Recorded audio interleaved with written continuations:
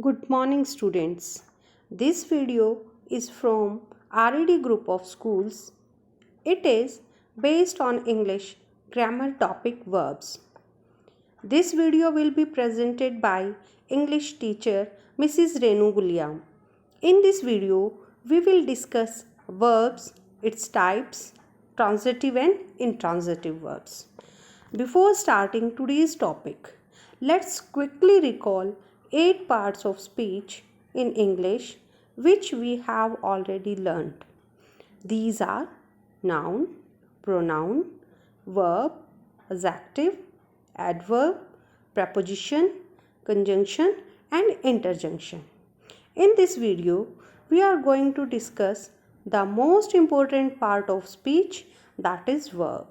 I will teach you different types of verbs we have in English and also show you how to avoid some common mistakes that students make with verbs. A verb is known as soul of a sentence, and without a verb, a sentence becomes meaningless. So what is a verb? A verb is a word that tells about an action or a state in a sentence. A state means a situation. So, a verb expresses an action or a situation in a sentence. It is the main part of a sentence, and all sentences must have a verb with a subject. For example, he writes a letter. Here, word write denotes an action. Next sentence, I am a student. Here, no action is performed by the subject, only some information about it is given. So, it is a state verb. Now, the question arises, how many types of verbs are?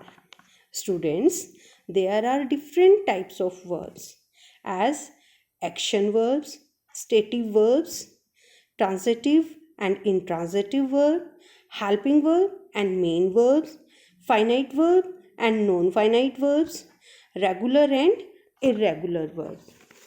But today we will talk only action verbs, stative verbs, transitive and intransitive verbs. Let's move on action verbs.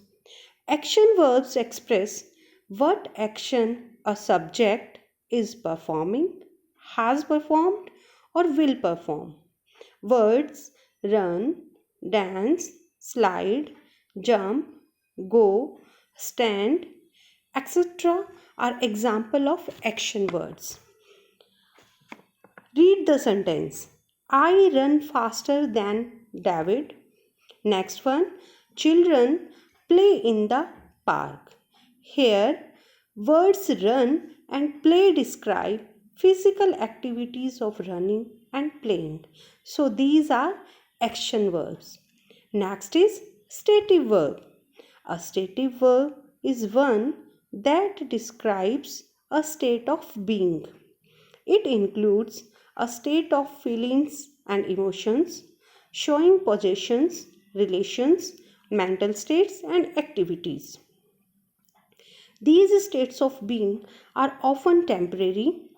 Verbs like be, have, on, like, think, hate, remember, prefer, etc. are stative verbs. Let's take some examples. He likes tennis. My brother hates driving. I have a large family. In these sentences, no physical activity or movement is described. Only some information is given about the subject. So, these are stative verbs. Dear students, there is an important rule in English that you should know about stative verbs. Read the sentence. I am having a large family. Is it a correct sentence? No. This is the common mistake done by many students. It is wrong. Why? Because stative verbs can't be used in verb ing form. The correct sentence is I have a large family. So please don't make such type of mistake, and remember no continuous form is used with stative verbs. Next one is transitive verb. A transitive verb is that requires an object to complete its meaning. So, a transitive verb always takes an object. Now, what do you mean by object? Do you know? Object is a noun or pronoun that receives the action. For example, the patient needs medicine.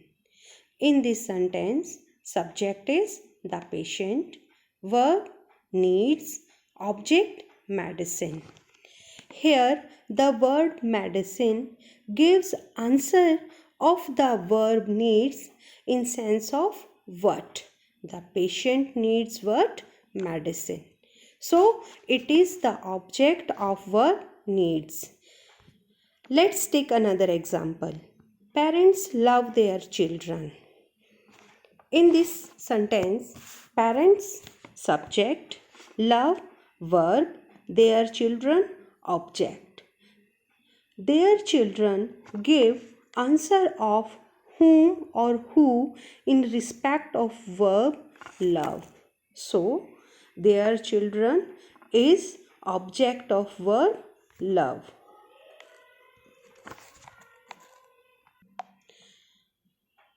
Therefore, object of a verb gives answer for question what or whom. A transitive verb can have two types of objects, direct object and indirect object.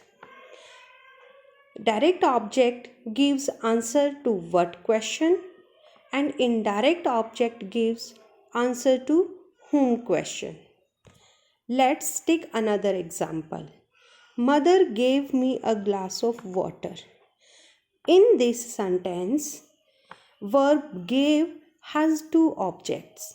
One is a glass of water, that is a direct object, and second one is me, that is indirect object. Normally, the indirect object refers to a person who receives something, and it always used before the direct object. Next one is intransitive verb. Intransitive verbs are verbs that do not require an object to complete its meaning, but has a complete meaning by itself. Let's take example. The child smiled. The stars are twinkling. The sun is rising. Here, the verbs smile, twinkling, rising do not require an object to complete their meaning. If we ask the question, the child smiled, what or who, we will not get answer. So, these are intransitive verbs. Other verbs like live, die, laugh, cry, run, sleep, sit, stand are examples of. Let's quickly recall what we have learned today. We learned about verbs. A verb is a word that describes an action or a state of being. Different types of verbs. Action verbs that shows a physical movement. Stative verbs describes a situation. Transitive verbs require an object with it, and intransitive verb have a complete meaning in itself.